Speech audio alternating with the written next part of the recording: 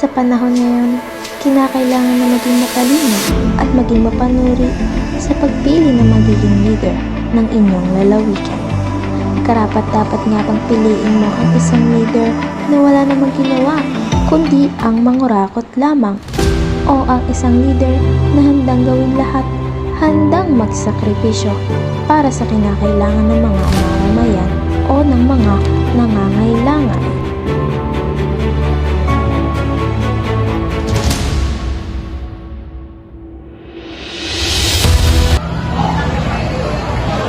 Magandang araw sa inyo lahat. Ako nga pala si Clyde Montare, ang inyong MC. Narito ako sa inyong harapan upang paumpusahan ang debate sa pagitan ng dalawang tumatakbong gobernador para sa ating lalawigan.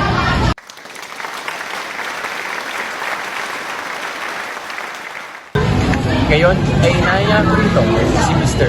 Sebastian Manila at si Ms. Danica Di Mapulangan upang magpahayag ng sarili-sarili ninyo at kung bakit dapat sila ang maging gobernador.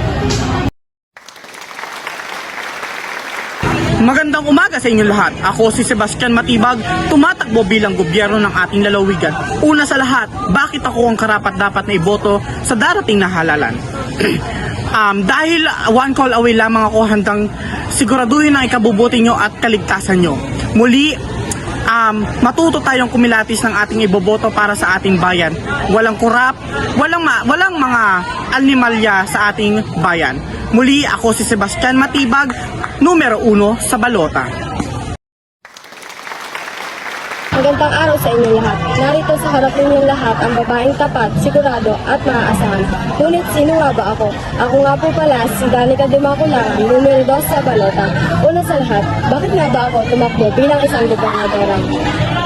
Dahil ito ay kadahilanan na gusto ko mapabuti ang ating lalawigan. Ngunit paano nga ba ako magpapasiguro na magpapabuti ko ang ating lalawigan?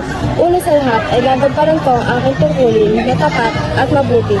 Sinisigurado ko na lahat ay ligtas, masaya at may respeto.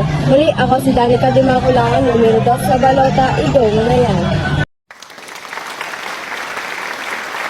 Makalipas lamang ilang araw, pagkatapos magbigay ng sarili-sariling opinyon ang dalawang tumatakbo sa posisyong gobyerno, sa hindi inaasahan, si Mr. Sebastian Matibag ay pinayaran namin pala ang nagbibilang ng boto mula sa mamamayan.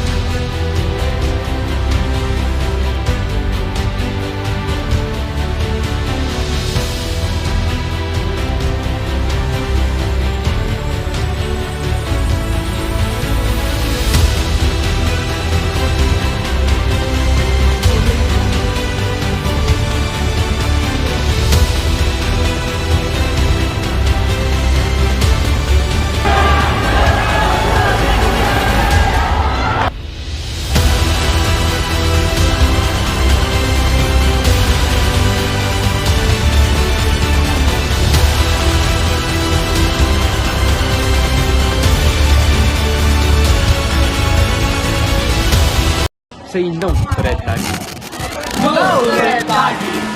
Say no to kurap!